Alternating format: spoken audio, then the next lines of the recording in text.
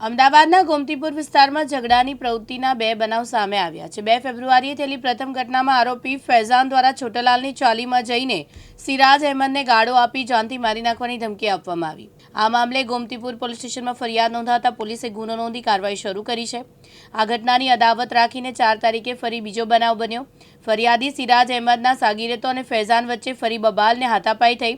આ બનાવમાં મિરાજ અને અક્ષર આરોપી તરીકે સામે આવ્યા। બંને બનાવોમાં પોલીસે अलग अलग केस नोंधीने વધુ તપાસ હાથ ધરી છે। मैं घर आया ना,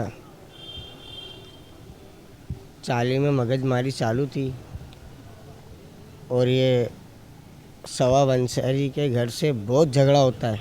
अक्खी गली में किसी ना किसी को रोज़ कोई ना कोई मोहरा बनाते हैं ये लोग, किसी ना किसी को रोज़ किसी ना किसी से ये लोग लड़ते हैं। और कल कोई और था, आज कोई और है और आज मैं हूँ।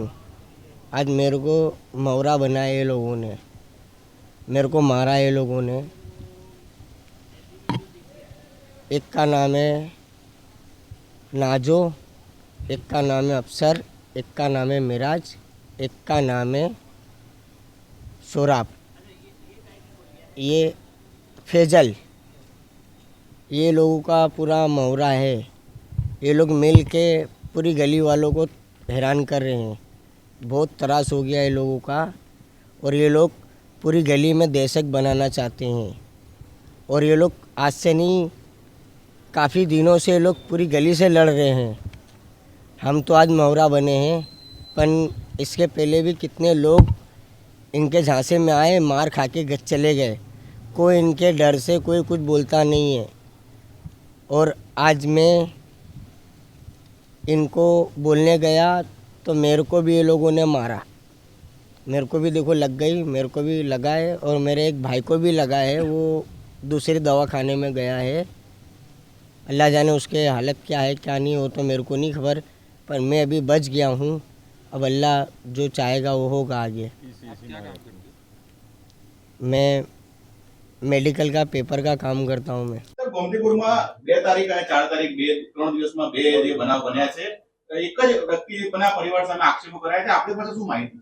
આ કામે તારીખ 2/2/2026ના રોજ આ કામનો જે આરોપી છે ફૈઝલ, એણે છોટાલાલની ચાલીમાં ફરિયાદી સિરાજ અહેમદને એના ઘરે જઈને ગાળાગાળી કરેલી અને એને ધમકી આપી હતી। આ બાબતે ગુનો રજીસ્ટર થયો છે ગોમતીપુર પોલીસ સ્ટેશનમાં અને આરોપીને એરેસ્ટ કરવામાં આવ્યો છે।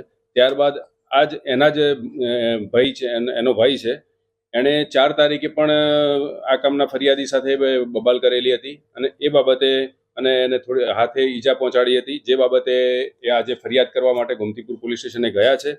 અને એમાં મેરાજ આરોપી છે અને અફસર આરોપી છે, જેના વિરુદ્ધ અગાઉ પણ ગુનાઓ દાખલ થયેલા છે। આ લોકો સાહેબ અગાઉ પણ તલવારો સાથે જાહેરમાં આતંક મચાવી ચૂક્યા છે। આ લોકો સામે કડક કાર્યવાહી માટે આપણે આગામી શું કાર્યવાહી રહેશે આપણી? આગામી જે કંઈ એમના વિરુદ્ધ કાયદેસર જે કાર્યવાહી કરવાની હશે એ કરીશું, તેમજ અટકાયતી પગલાં જેવી પાસા તડીપાર જે કંઈ કરવા યોગ્ય હશે એ તમામ કાર્યવાહી પોલીસ દ્વારા કરવામાં આવશે। ફૈઝલ વિરુદ્ધમાં ચોરીના 3 ગુના છે, 135ના 2 ગુના છે અને પાસા કરેલી છે એની, અને અફસર વિરુદ્ધમાં 3 ગુના છે અને એની તડીપાર પણ એક વખત કરેલી છે, અને મેરાજ વિરુદ્ધમાં 2 ગુના છે। ચિરાગ સોની, દિવ્યાંગ ન્યૂઝ, અમદાવાદ।